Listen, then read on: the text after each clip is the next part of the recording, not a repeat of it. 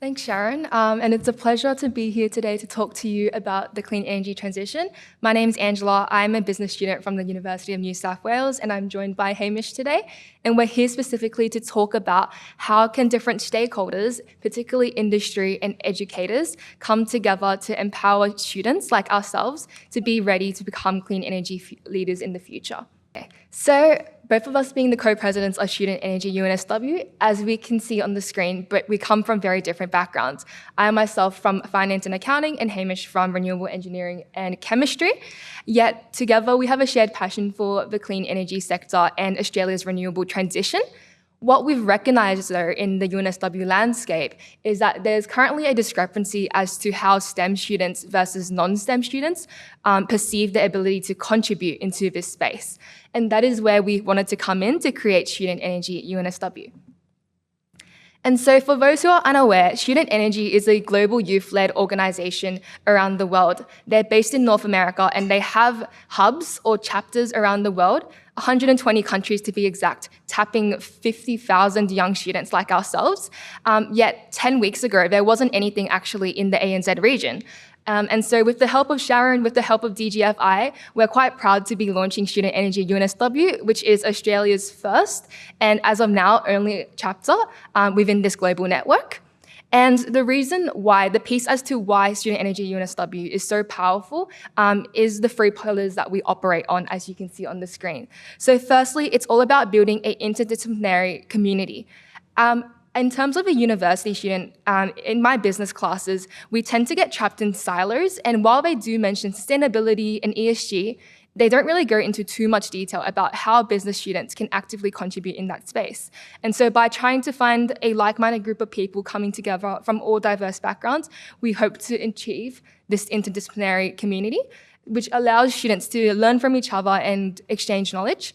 And this leads to broader energy literacy. So students like myself who may not exactly be aware of the jargon and the complexities of renewable energy, through making this language more accessible in everyday language, we're able to empower general members of the community and students alike from all different backgrounds to show that they can actually make a contribution in this space.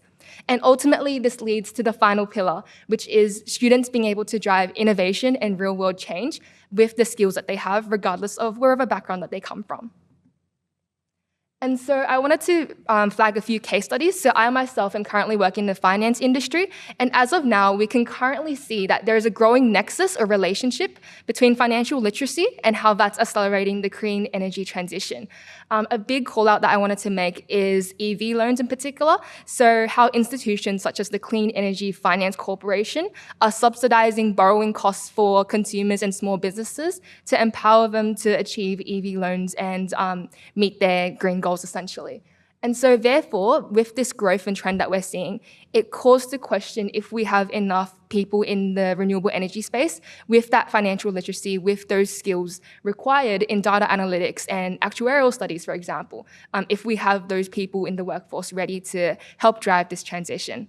I'll pass on to Hamish. G'day guys. I come from an engineering background, and a perception that even I had before getting involved with Student Energy was that, the transition is an engineering kind of issue, an engineering problem that needs to be solved. But the more that I looked into it, the more that I got into my studies, I've been very lucky to be able to work and be exposed to some of the actual challenges. I kind of realized that the challenges are more than just, big infrastructure projects that need to be built by engineers. And the challenges of the future, the ones that are upcoming, focus on a lot more interdisciplinary range of skills that need to be known. So anything from techno-economic analysis, changing regulations for this new space, even cybersecurity is a big one. And so as an engineer, I need to be able to, all engineers are required to be literate in a broader range of skills and disciplines for the transition to be effective at all. I think a really good example of this, I'm just going to quickly run it through as a case study, just the transmission infrastructure changes that are happening at this time right now.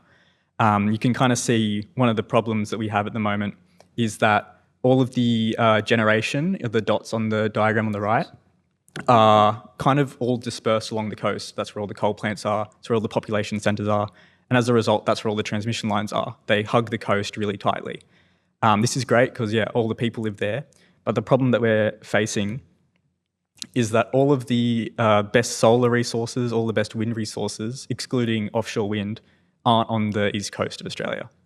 This is a bit of an issue, as you can imagine, because we're going to have to build more transmission lines, and that's what we're undergoing at the moment. But even to be able to understand this data wasn't generated by engineers. It's skills in meteorology, even data analysis, visualization, that are needed to be able to support this understanding that can get this transition to happen. So as a result, AEMO in their ISPs, the Integrated Systems Plans, have designated these renewable energy zones, which are areas where they think is the best to set up renewable energy infrastructure. And it wasn't just picked at random. It's kind of taking that economic balance between where are the best resources and where is the existing infrastructure, getting that balance right.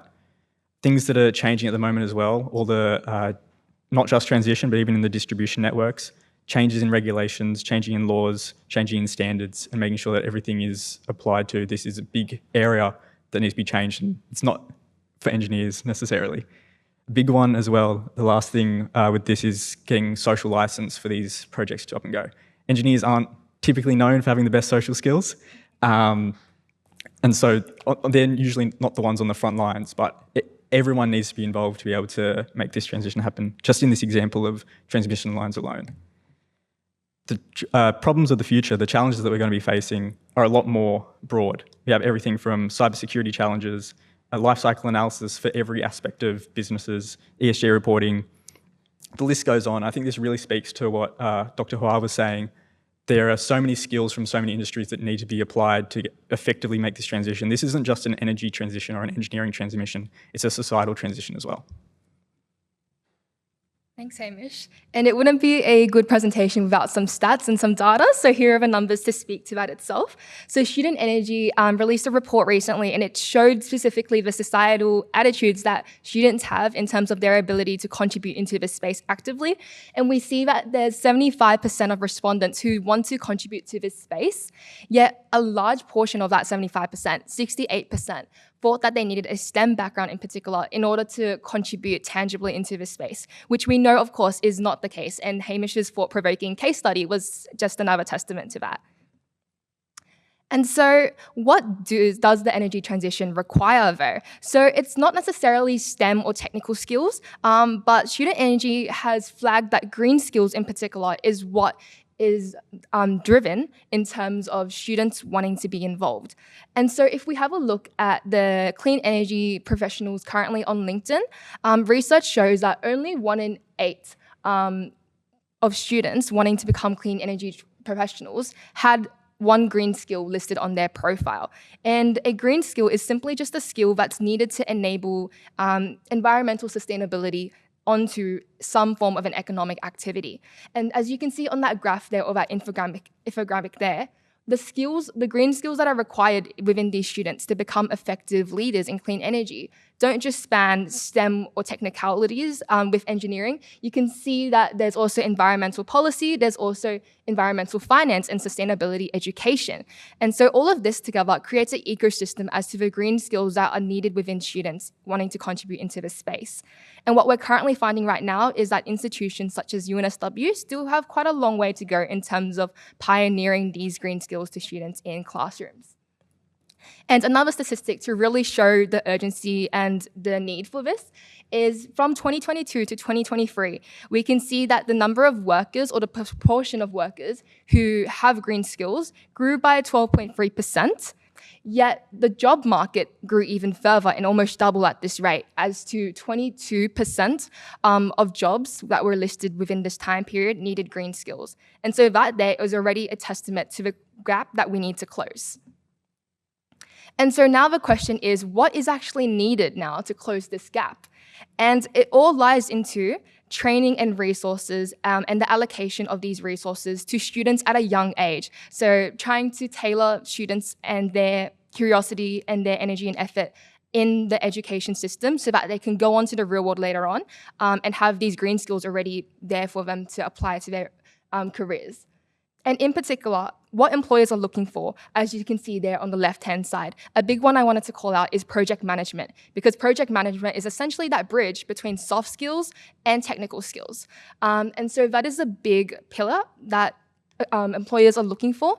And students don't typically think about that when they consider the careers in clean energy. They think about the STEM and technical skills. But yet, as we can see here, one of the biggest skills required is project management. And looking to the barriers which currently hinder students from going into clean energy jobs at an entry level, there are quite a few, but the main one that I wanted to call out, which Student Energy UNSW can directly play in, is this lack of interdisciplinary and green career opportunities and development at this stage in the undergraduate degree. And the reason why this is important is looking at historical records, it shows that 81% of workers who are currently in the green energy transition had some prior experience or exposure to this already.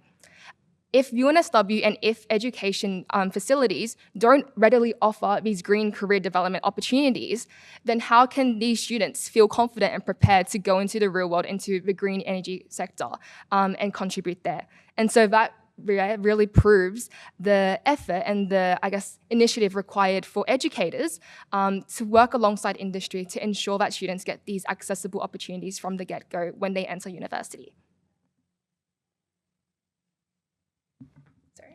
One way that we've been trying to tackle this is, even though we've only been around for this term, so 9 or 10 weeks so far, we managed to put together an event which we called Illuminate, where we got industry professionals from Ausgrid, Transgrid, AEMO and Deloitte to give a presentation for our students on the interdisciplinarity of energy. And one of the things that I think we really tried to stress was that you don't have to be an engineer to be involved. Most of our panelists weren't engineers, but they're all involved in the clean industry and in those really profound companies that are doing a lot at the moment. So that's just our first step to helping students understand the space. And again, we've only been around for 10 weeks, so there's a lot more ahead planned for next year, so keep your eyes on us. And this is kind of how, Andrew and I have been brought closer together just over our shared interest in energy. And despite our big differences in background, we've kind of been able to show to ourselves and we're hoping to show to the rest of the university how anyone can go on this same journey that we have. Thank you so much.